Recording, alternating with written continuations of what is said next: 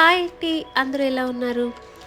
Gandikota part 1 వీడియోలో గండికోట ఎలా వచ్చింది, ఎక్కడ ఉంది, దాని ప్రాముఖ్యత ఏంటి, ఎవరు పరిపాలించారు, వీటి గురించి అంతా చెప్పాను కదండి. ఈ వీడియోలో అయితే గండికోటలో ఉన్న టెంపుల్ గురించి అయితే ఈ వీడియో అండి.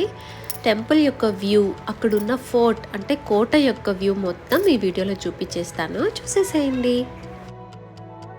సాహసం మూవీ గుర్తుందా మీకు? గోపిచంద్ గారిది. ఆ మూవీ కూడా ఈ కోటలోనే షూట్ చేశారంట.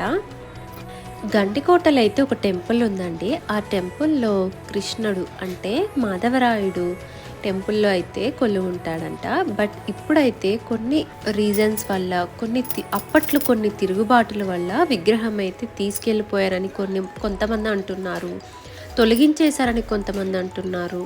సో దానికి మెయిన్ అంటే పర్టికులర్ రీజన్ అంటూ ఏం లేదని కొందరు అంటున్నారు.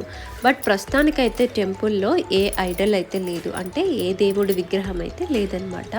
ఓన్లీ జస్ట్ టెంపుల్ అయితే ఉంది.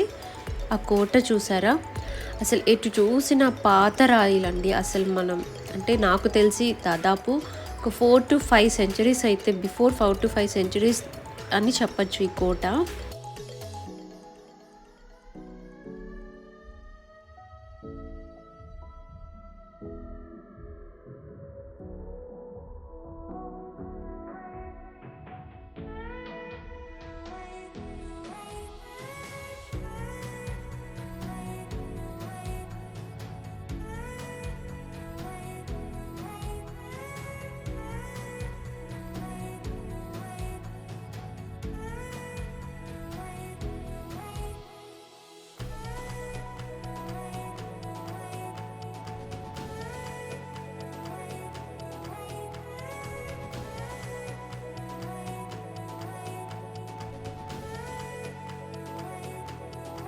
ఆ టెంపుల్లో అయితే మొత్తం ఆ గోడలకి చెక్కిన శిల్పాలైతే అస్సలు చాలా అంటే చాలా బాగున్నాయండి.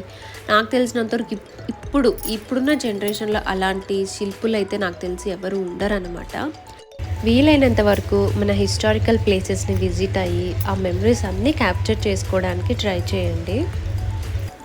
అయినా అప్పటి శిల్పులకి ఎలా సాధ్యమయ్యిందో ఏమోనండి. ఒకే రాయి మీద పెద్ద పెద్ద విగ్రహాలు, పెద్ద పెద్ద టెంపుల్స్ని నిర్మించడం, కొన్ని వందల శిల్పుల్ని చెక్కడం, నిజంగా వాళ్ళ టాలెంట్కి, వాళ్ళ కష్టానికి హ్యాట్స్ ఆఫ్ అండి.